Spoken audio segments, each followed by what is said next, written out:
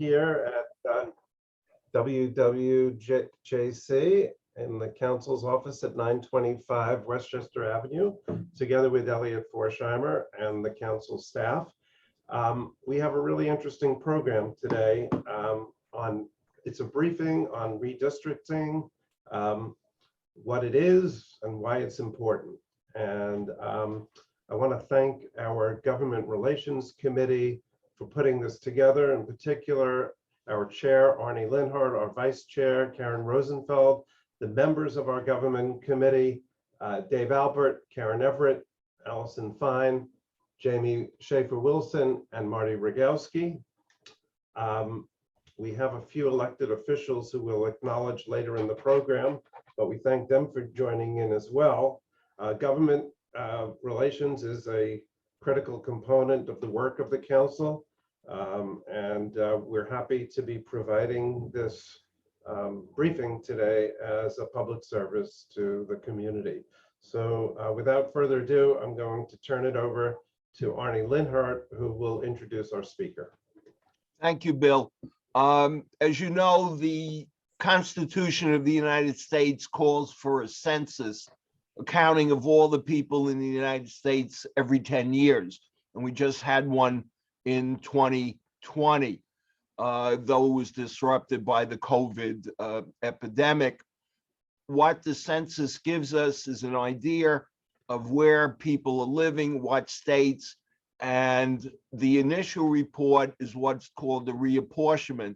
So we know how many congressional seats are in each state. And we're now on the second phase called redistricting, in which we will be organizing the state legislature and our congressional delegation. And we're joined by an expert in that today.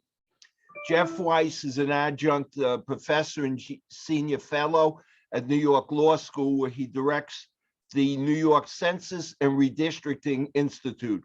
He is now working on his 5th redistricting cycle, and in past years served as redistricting counsel to 5 state assembly speakers and 4 state Senate Democratic leaders. He currently serves as counsel to the State Assembly Redistricting Chair, and he is co-author and co-editor of the National Conference of State Legislatures' recently published 2020 Redistricting Red Book, a comprehensive handbook on the census and redistricting processes. He also serves as a redistricting counsel to numerous state and local governments across New York and the nation, including Westchester County. I am delighted. He's an old friend of mine. He's an expert on this subject. I'm delighted he was able to join us today. Let me turn it over to Jeff Wice. Well, thank you, Arnie, and I appreciate the opportunity to meet with all of you this afternoon.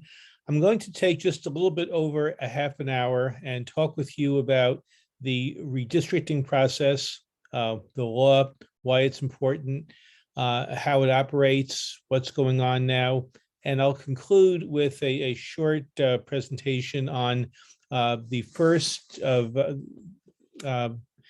state ballot question that you'll be asked to approve or reject on changing the redistricting process in New York during the current cycle.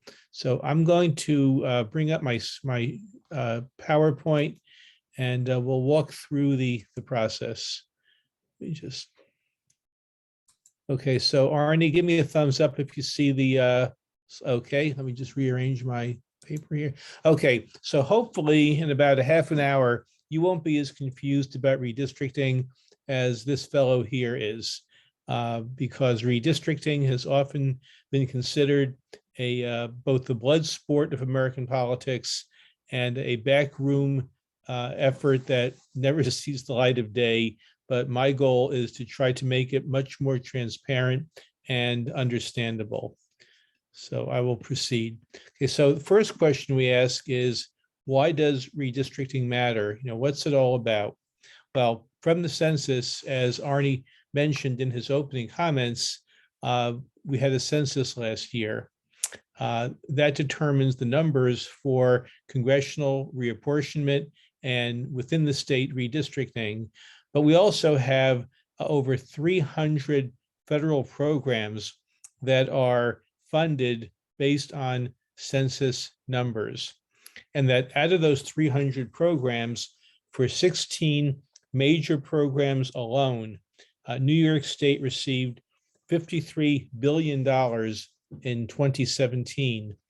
That breaks down to $2,687 per person just for 16 programs that cover Section 8 housing, school lunch, education efforts, health programs, just 16 out of 300 programs. You can imagine the billions and billions more that New York benefits by from the census. Now, in terms of political power, we have reapportionment, the reallocation of congressional districts among the states. During World War II, New York State had 45 members in the House of Representatives. Today, New York is down to 27 members. That's the same number the state had in the 1820s. And as a result of the census taken last year, New York is losing one congressional district. And we've also heard how if every other state's numbers froze and stayed the same, but if New York gained 89 more people, we would have kept our 27th congressional district. That's now water under the bridge. It's not appealable. We are where we are, but we are not losing the 5 members we lost after 1980, or just the 2 or 3 members we've lost in each of the last 3 or 4 cycles. Okay, just to give you a sense, I'm just using New York City as an example. These are congressional districts. They each consist of 700 some odd thousand people. These are state senate districts. They are about 320,000 people. There are 63 of these in New York right now. And then for the state assembly, districts contain about 130,000 people, and they're much smaller. Now, where we are today, we've been in October, we've had delays in the entire redistricting process due to the pandemic. The census count, which should have started on time last March, was delayed. Enumerators couldn't go door to door until the late spring, early summer. And the census count that should have concluded in July was extended until October. President Trump made a number of efforts to try to adjust the numbers. He also tried to cut short the census counting period to early October. He originally thought it should go until late October, but wanted to get all the numbers crunched before he left office. He tried to add a citizenship question to the census. The citizenship question ostensibly would have provided information to states on the number of immigrants, and that those numbers we thought were something that the Trump administration would want to keep out of the redistricting process.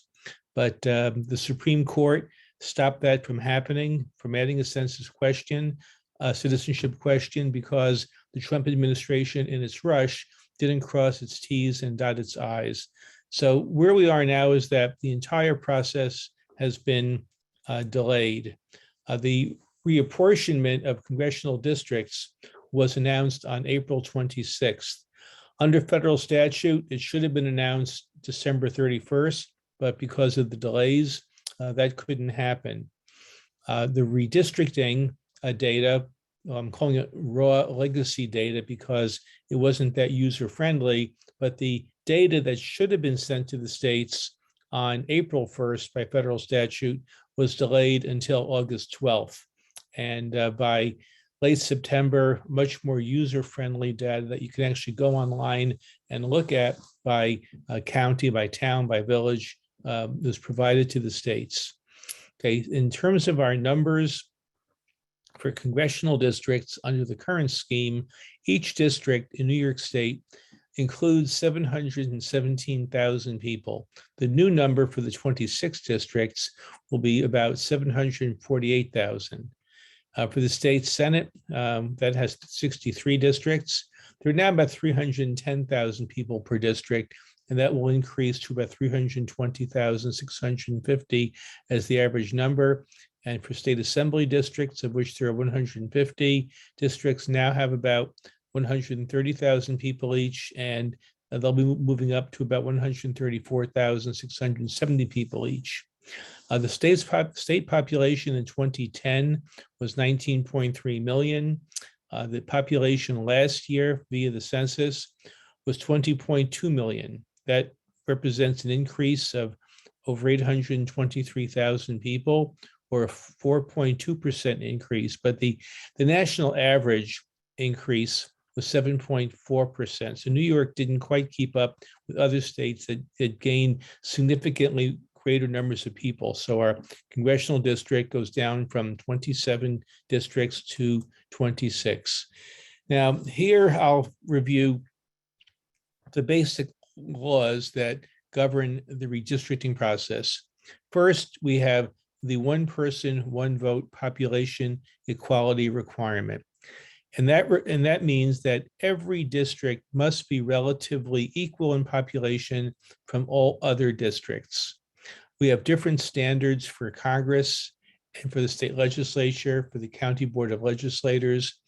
For Congress, congressional districts must be equipopulous. Right now, under the current lines in New York, the districts differ literally by one person. That's because the Supreme Court has construed Article 1, Section 2 of the Constitution to require absolutely equal population amongst all the districts. For state legislatures, for county boards of legislators, other local governments, under the 14th Amendment of the Constitution, Equal Protection Clause, the courts allow a greater latitude. Rather than have every district be equipopulous down to one person, you're allowed to have districts that can differ by as much as 10% from the size of the smallest district to the size of the largest district. The second major law is the Federal Voting Rights Act. And the Voting Rights Act applies where you have a community that has a minority voting bloc that is consistently denied the right to, or the ability to elect its preferred candidates, where you have serious levels of vote dilution. And where that occurs, then you're required for redistricting purposes to create districts where minority voters can constitute the majority in a single member district. Westchester County has had a series of cases coming out of the village of Portchester, where the Hispanic community was found not to have been able to elect a member to the local village board. And in a federal lawsuit, the court held that there was, in fact, a Voting Rights Act violation in Portchester. So the court ordered a different scheme to allow a minority candidate, minority preferred candidate, to get elected. And then the third major law governing redistricting is the New York State Constitution. And that's what I'll spend most of my remaining time on, because New York has a new process for the first time in history underway now for post-2020 redistricting. Now, the major issues within New York State that are being considered are, first, compliance with the state constitution, compliance with the Federal Voting Rights Act to avoid vote dilution in minority communities. Also, the issues of racial gerrymandering. That's where too many minority voters are placed in a district that doesn't allow the minority community to impact the outcome in neighboring districts. We also have the issue of partisan gerrymandering. That's where a plan is developed to favor one political party over another. The U.S. Supreme Court 2 years ago held that partisan gerrymandering or partisan redistricting challenges cannot be brought to federal courts, that the federal courts don't have the ability to determine a judicially manageable standard to determine whether a plan goes overboard for partisan purposes. So instead, these kinds of cases will be brought in state courts depending on language in state constitutions, such as the right to vote, right to freedom of speech, freedom to associate, those openings to bring partisan challenges. And there's also the issue where you can go to state court or, except for gerrymandering, federal court to complain, to protest about a redistricting plan. A little bit more in terminology. The data that the state uses provided by the Census Bureau is called PL 94-171 data. That's named after the public law that was enacted in 1975 that requires that the Census Bureau provide data based on age, race, and ethnicity to the states down to the block level. A block consists of just a few hundred people, maybe 100 here and there. And generally, each of the election districts that you might all know in Westchester County is comprised of several, 2 or 3 census blocks. That data is fed into high-speed software. In New York, the legislature's LAT4, it's the Legislative Task Force on Reapportionment and Demographic Research. They've got the ability to run these numbers, and the New York State Commission has software where they can actually read and work with the data. There's also free software, so if any of you want to play around with mapping, take a look at it. I'm showing you here District Builder, Dave's Redistricting, Representable, and District R. They're all very basic free software platforms that you can just Google, and they provide data, and you can draw New York maps on your own using these free software services. Now, New York in 2014, the voters approved a constitutional amendment to create what's called the Independent Redistricting Commission. Independent by title legally, but it's a commission that recommends plans to the state legislature for approval. These commissioners, there are 10 of them. 8 of them were appointed by the state legislative leaders. So here you can see that from the Democratic majority side, 2 appointments of Elaine Frazier and Eugene Benger. Senate Majority Leader Andrea Stewart-Cousins appointed John Flateau from Brooklyn, and from Westchester County, I believe in Irvington, David Imamura, who is also serving as the chair of the commission.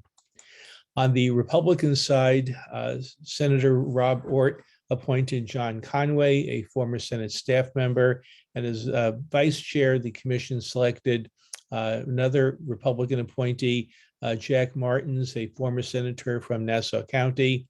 And on the Assembly minority side, Will Barclay appointed Charlie Nesbitt, a former Assembly minority leader, and Willis Steffens, a former Assembly member from, I believe, Westchester County. And these are the 8 legislative leader appointees. These 8 members then met and appointed 2 additional members to round out the commission. These 2 individuals, Dr. Ivelisse Cuevas Molina and Russ Brady, are neither Republican or Democratic, but they are considered independent of the parties. And this rounds out the 10-member commission. Just be mindful that there is no tie-breaking 11th member, which makes it challenging for the commission to be able to get its work done. But I'll get more into the vote requirements shortly.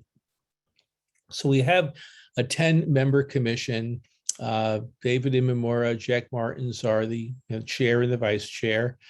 The legislature appropriated $4 million for the commission to operate through March 31st of next year. And the commission also has 2 co-executive directors, 1 Democrat and 1 Republican, as required by the state constitution. When the commission looks at drawing maps, they've got to follow certain criteria, most of which have never been part of the state redistricting process before. Now, the first 2 criteria here, population equality, and Minority Voting Rights Act compliance are federal requirements. Those always preempt any other criteria. But then the remaining criteria, compactness, drawing districts that are somewhat square or round or rectangular, that's trying to keep a district compact and not have 48 or 60 ragged edges, or have a district look like a Rorschach test. That's one criteria. Another is contiguity, that you can go from one part of a district to another and never have to leave the district. The Constitution also suggests that communities of interest be kept intact. A community of interest is self-defined. It's generally a socioeconomic or racial or ethnic or education or medical-based community that you self-define as having people living near you that are part of your community. We also have the need to follow jurisdictional boundaries, not to cross county, town, or village lines. There's also an incumbency factor, not to favor or disfavor political parties or candidates, and also to preserve the cores of current districts. Now, these criteria taken all together are challenging. They ask an awful lot. What they don't do is prioritize or rank the criteria in any specific order, except for the federal requirements, which you've got to follow. So the challenge before the commission is whether they can first reach population equality, which is not that difficult. They need to avoid violating the minority, the Voting Rights Act. But then the others, well, maybe they can do 4 of them and not 3 of them. That's something to, we'll find out. The state commission has emphasized following communities of interest as a priority, but this is a balancing act that has yet to play out. You can look at the commission's draft maps. Maybe many of you have seen those, and you can tell judge for yourselves which of these criteria have been met and which have not been met. Where we are now is that the commission has held 9 virtual hearings via Zoom in July and August. They had, excuse me, draft plans made available. Excuse me.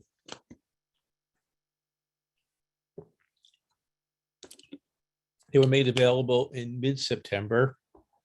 Those are the maps that are circulating now. The commission had to follow its special criteria. And also the commission can submit up to 2 sets of maps to the state legislature for consideration. The legislature can accept the maps, reject them, or develop its own plans on the 3rd round. And I'll walk through the schedule here so you can get a sense of what these plans are all about. And all the plans are subject to approval by the governor, who can approve them or veto them. And given how the Democrats now have 2/3 control in both the Senate and the Assembly, the governor, should the need arise, can be overridden by the legislature should she veto a plan. Okay, I mentioned already how the census data was delivered in August and again in September. This results in the commission only having 4 months to develop its plans with the data. That's down from the 9 months that had originally been planned. The data, again, should have arrived in April, but it didn't come until August. And the commission has a deadline by the end of the year to make its, to send its work to the legislature. The maps that were released by the commission on September 15th had to be out there for the public for 30 days before a series of public hearings were required by the Constitution. There's a hearing taking place today in Binghamton. Last week, the commission held hearings in Buffalo and Rochester. They're in Binghamton, I think in Plattsburgh this week, in Syracuse, and they'll wrap up after Election Day in Westchester through Suffolk County, with 1 hearing each also in the 5 boroughs of New York City. So they'll have 14 hearings before they go to develop their final plan, their first plan to send to the legislature. Now, within the commission itself, the voting system requires that at least 7 of the 10 commissioners vote to approve a proposed district map before it could be sent to the legislature. And of those 7 members, at least 1 appointee from each of the legislative leaders must vote to approve a plan. And if the commission cannot get 7 members to agree on a plan, with also 1 each from the 4 legislative leaders, then the plan or plans with the greatest support can be submitted to the legislature along with the vote tallies. Now, this is subject to change in the constitutional amendment, where essentially any 7 members would be required to approve a plan without the need to have 1 from each of the 4 legislative leaders. The commission under current law is required to submit its first plan for the Congress, Senate, and Assembly by January 1st, but they also have a grace period as late as January 15th if necessary. The pending amendment sets a hard and fast deadline of January 1st, eliminating the grace period. The legislature can consider the congressional plan in the same bill with the Senate and Assembly or in a separate bill. In prior decades, Congress was enacted in one bill, the Senate and Assembly, as required by the Constitution for many years, in a separate bill. And the legislature can approve the first set of plans without any amendments and send to the governor. She has to approve it, veto it, then consider an override if it gets that far. If the legislature rejects the first plan or the governor vetoes it without an override, then under current law, the commission must submit a second set of plans to the legislature by February 28th. The pending amendment changes that deadline for the second plan to January 15th. If the second plan is rejected by the legislature or vetoed by the governor, not overridden, then on a third go around, the legislature can take the second plan and amend it any way it deems necessary, which essentially means that they can simply gut the plan and put their own plan in there instead. And the legislature has much more leeway to draw a plan than the commission has. Now, in the Assembly and the Senate, different vote requirements apply depending on who controls the legislature. If one party controls both chambers, as we have today, then at least 2/3 of the members of each chamber must approve a commission plan. However, if the chambers had divided control, as was the case up until 2018, when the Republicans controlled the Senate and the Democrats controlled the Assembly, then you simply needed to have a majority vote in each chamber. And the pending amendment eliminates these requirements and simply would call for a majority vote in both chambers. However, if the commission fails to enact a plan of its own, then a 60% vote is needed in both chambers. And I'll cover this again in my second PowerPoint. The amendment also provides for state court review of a plan by any citizen. The major difference going forward is that a state Supreme Court judge only has 60 days to decide a case once it's filed. There was no time limit set prior to the 2014 amendment. And while the amendment passed in 2014 only addresses the role of the state Supreme Court, as with any other challenge, appeals go to the appellate division, then to the Court of Appeals. And so that can take a lot of time. But if any plan is rejected by a court down the road, then the legislature is empowered to develop a remedial plan, not the commission. One thing also that the 2014 amendment did not address was how to deal with the state's 2010 law that required that the voting residences for state prisoners be reallocated from their place of incarceration, their prison site where the Census Bureau counted them last year, to their permanent home addresses for state Senate and Assembly districts. Now, prior to 2010, redistricting plans counted prisoners in the communities where the prisons were located. And that increased the population in those communities, housing large numbers of prisoners who were, served as phantom residents because they really did not reside there. They were simply incarcerated there.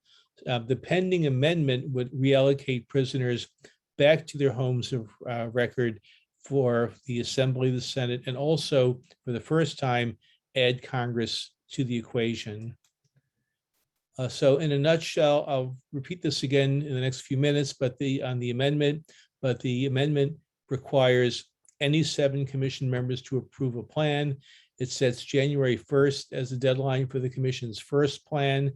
However, if that's rejected, then January 15th becomes the deadline for the commission's second plan. To approve a commission plan, you need a simple majority in the Senate and Assembly. However, if the commission fails to develop a plan, then you need 60% of a vote. The amendment also sets the Senate size at 63 districts, and it eliminates the need to have partisan co-executive directors. And as I just mentioned, ends the prison gerrymandering process by memorializing it in the Constitution. So in closing, for the first part of my presentation, what you can do, learn about the process, talk to people about it, follow the commission's work. You can go online at 4 o'clock today and watch the hearing in Binghamton. You can testify before the commission when it meets in Westchester next month. You can write to the commission at its website, send letters locally to newspapers, hold informational meetings, but to get involved in the process. So I will hold here, then switch over for the remaining few minutes just to give you another overview of the amendment, because it is something you're being asked to vote on, and it could be confusing. So let me bring that one up. See, this is going to need an extra second here. I have to switch screens.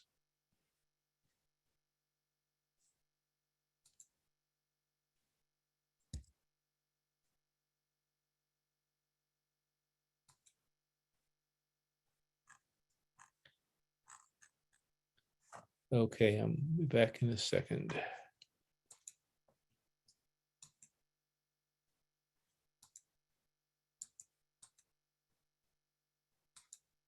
Okay, so I'll walk through the amendment one more time so you hopefully will all understand it. Okay, so November 2nd, you're asked to approve a new amendment to the state's redistricting process. If the amendment is approved, it goes into effect January 1st, and the amendment addresses census delays created by the pandemic and accommodates also New York's change from a September primary to a June primary for federal and state elections. The bill does a few things. It sets the number of state senators at 63, setting a fixed number that can't be changed. In each of the last 4 or 5 decades, the then Senate majority increased the size of the Senate by creating additional upstate districts to advantage itself politically by using an antiquated 1894 formula. So that would, the amendment would prevent that from happening. The bill also, the amendment also changes the Constitution's language to state that in case the Federal Census Bureau fails to show the total number of inhabitants of the entire state, including non-citizens and Native Americans, the state itself must then count all residents and base Assembly, Senate, and congressional district lines on total population.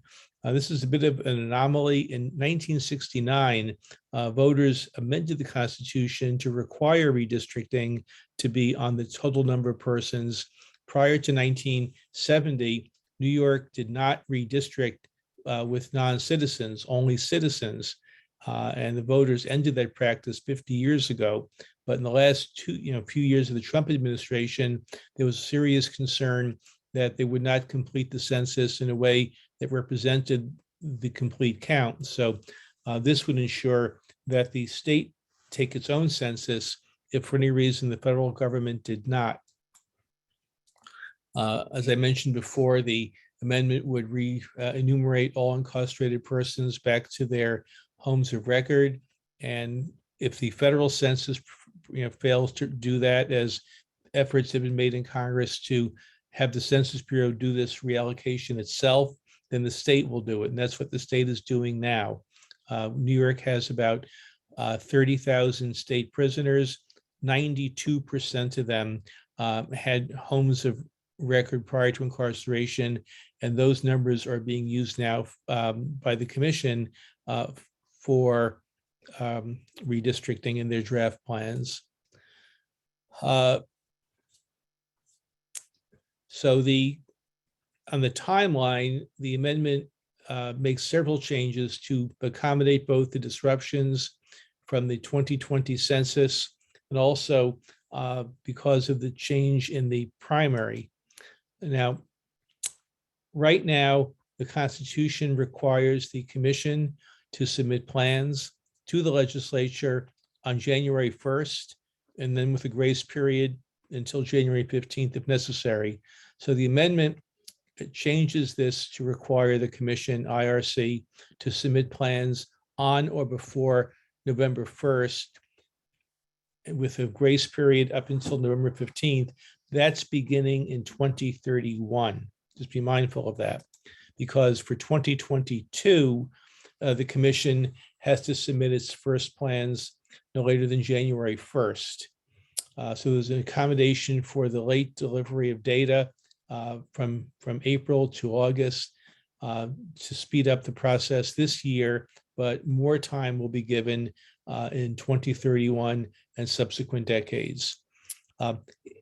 If the redistricting plan submitted January 1st is rejected by the legislature, then the commission only has a scant 2 weeks, or probably less, since the legislature wouldn't meet until after January 1st. They have a January 15th deadline to submit a second plan. And the major change to the current schedule is substituting January 15th for February 28th as the deadline for the commission to submit its second set of plans if need be. And this is all developed to provide the boards of elections enough time to administer, to work with the new data, to have orderly elections, since petitioning for the 2022 elections should get underway by late February or early March of next year. And then on the change in votes, if the amendment passes and if the commission agrees on a plan, where any 7 out of 10 commissioners need to vote to approve a plan, removing the current requirement that at least one appointee from each legislative leader is needed to support a plan, then in the legislature, you only need a simple majority to approve a plan. If the IRC fails to recommend plans to the legislature, in other words, if the plans did not receive at least 7 votes, then in the legislature itself, rather than a simple majority, you need a 60% vote to approve the plans. And part of the reasoning for that was that the Democrats in the Senate had no idea that they would have a 2/3 majority after the 2020 elections. So when this amendment was drafted in the summer of 2020, they thought that they'd make it tougher to vote for a plan if the commission failed to send one to the legislature by, instead of a simple majority, make it 60%. And also the amendment clears up an ambiguity that if the IRC fails to even vote on a map, that all draft maps with or without votes would be submitted to the legislature. And then the legislature can do as it wants to take it from there. Let's see. Then other things the amendment deals with, it eliminates the need for partisan co-directors. It also removes what's called the block on border rule that protects towns but not cities from being divided by Senate district boundaries. Essentially, upstate New York cities are divided really unnecessarily because of requirements in the current Constitution. So the amendment would take that out and let and prevent cities from being split. The amendment also cleans up and takes out a lot of extraneous language in the Constitution that the U.S. Supreme Court for the last 60 years has said violated parts of the U.S. Constitution. And again, it authorizes the legislature to enact its own plans if the IRC fails to complete its action itself. So that concludes my presentation. No quiz now, but I'd be glad to answer any questions or concerns you might have. Jeff, while people are, thank you very much. That was really a wonderful presentation. And while people are gathering their thoughts to put questions into the chat room, I know one thought that's gone through my mind is, what does all this mean for Westchester? Or maybe what can it all mean for Westchester, since we may not really know until the maps are redrawn? Well, it applies to Westchester as it would to any other part of the state, because the main parts of the amendment deal with the dates. So that really is a statewide issue. For Westchester specifically, there is an impact in Ossining, because as in 2010, people incarcerated at the state prison in Ossining would be reallocated to their homes of record prior to incarceration, but that's been the law since 2010 for the Assembly and the Senate. It would also apply to congressional redistricting if the amendment passes. I don't think there are any other state prisons in the county.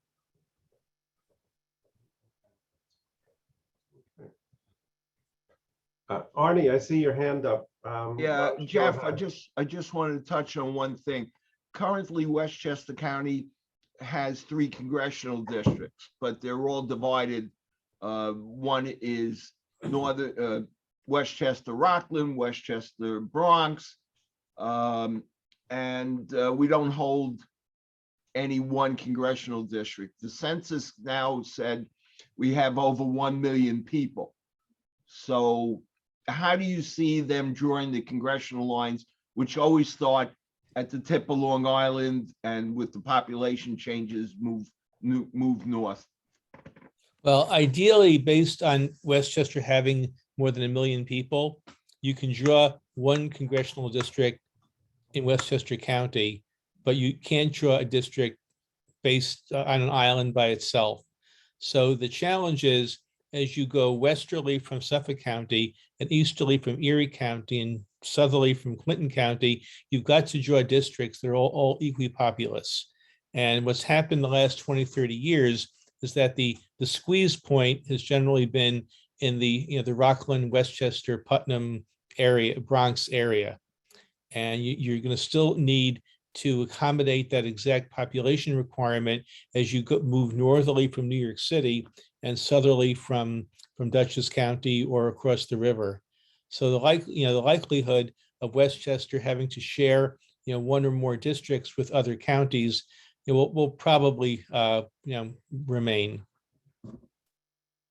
You look also at Queens and Brooklyn, the Bronx. They used to have their own districts, and very few, and none of them now have except for Brooklyn and Queens, which have, I think, one district each. All the other nearby counties share with other counties.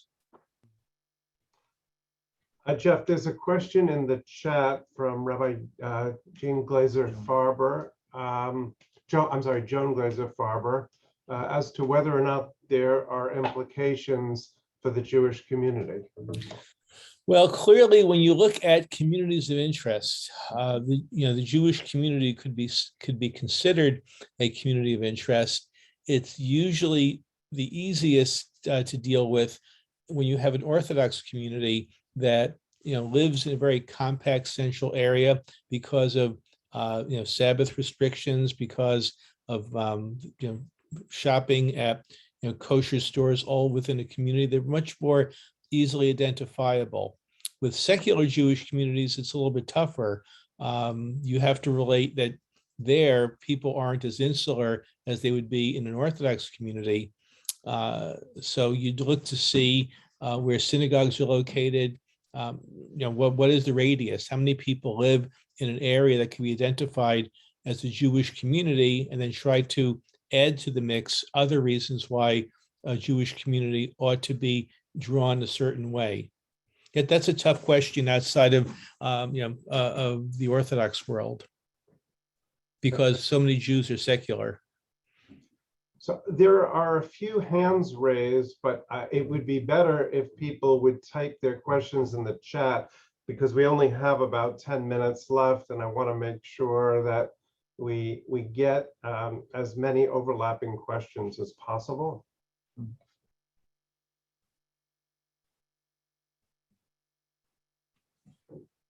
Okay, since I don't see any in the chat right now, I'm going to call on Dave Alpert. I see his hand is raised. Dave is a member of our Government Relations Committee.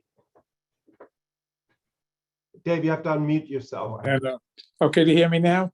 Yes. Okay, I know for a fact that the legislature is already doing their reapportionment. They're going to disregard the what was presented to them. So that's something behind the scenes that people in the Jewish community should get more involved with. Well, the legislature is not going to admit that, because if they did, then it pulls the rug out from the commission completely.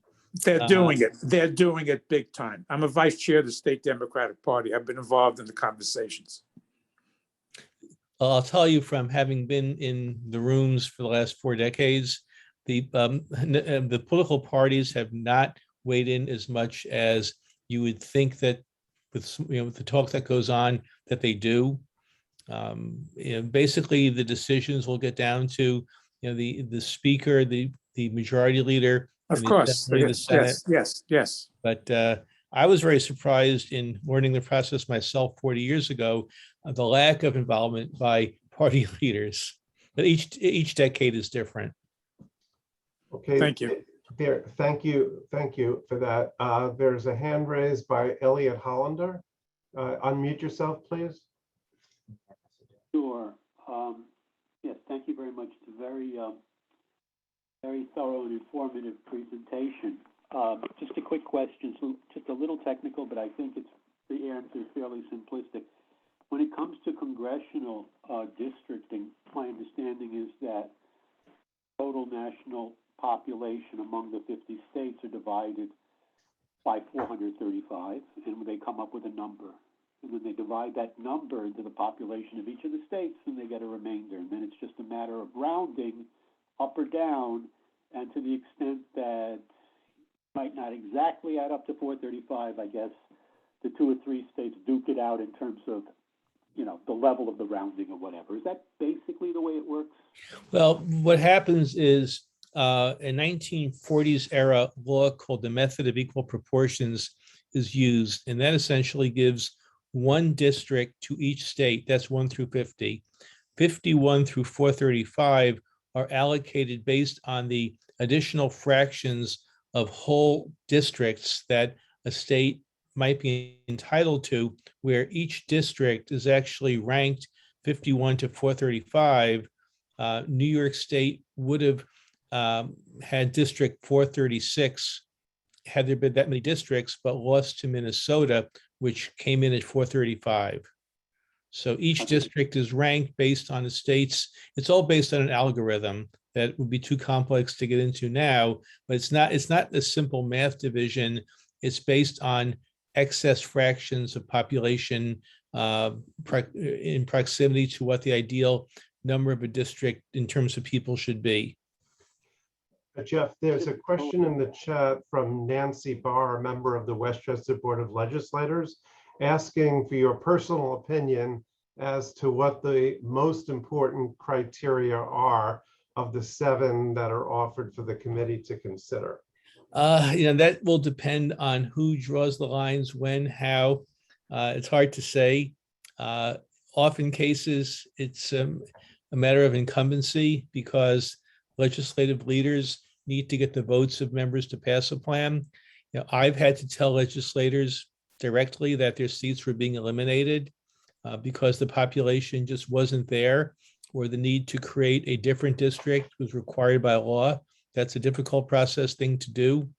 But for Congress, it's easier because each district has to be equally populous. So there's no way around that.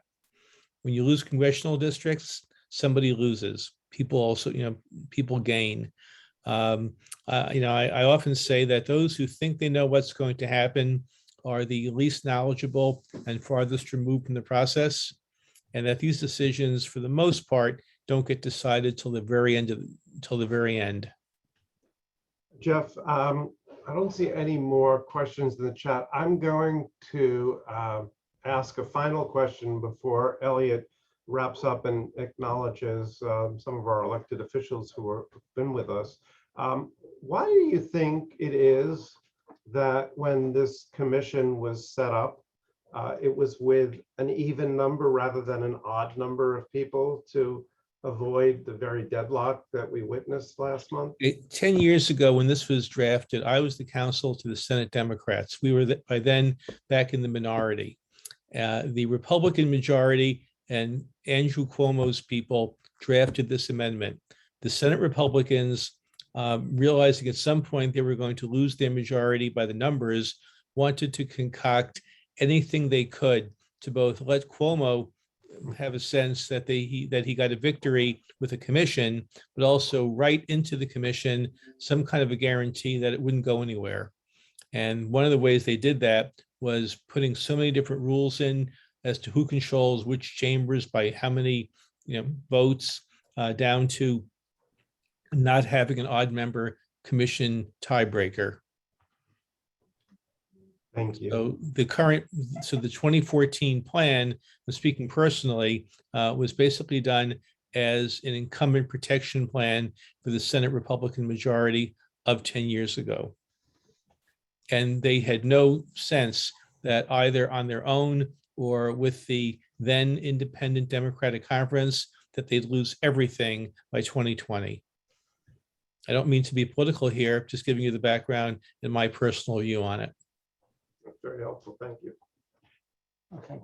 I want to thank everybody for joining us this afternoon for Lunch and Learn with Professor Wice. Thanks to Bill Schrag for hosting, and for the Council's Government Committee, chaired by Arnie Linhart, for putting this together. I want to take a moment and acknowledge our elected officials and VIPs. Everybody on the call is a VIP, so you are now acknowledged. But I want to welcome Allison Spindell of the Office of the Attorney General, Tom DiNapoli, Luke Hayes, representing Congressman Bowman, Chris Burdick, Assemblyman Chris Burdick and his staff, a big turnout. So good to have you here. Dale Barbaria, the Office of Assemblywoman Amy Paulin, Nancy Barr of the Westchester Board of Legislators, and so nice to see Assemblyman David Buchwald, former Assemblyman David Buchwald here today, a good friend. Good to see you again, David. And finally, a shout out to Bob Kaplan, the Associate Executive Director of the JCRC of New York, who helped put this program together. We thank you, Bob. We'll do this again. We have a lot of work to do, a lot of learning as we continue our work with our elected officials in partnership.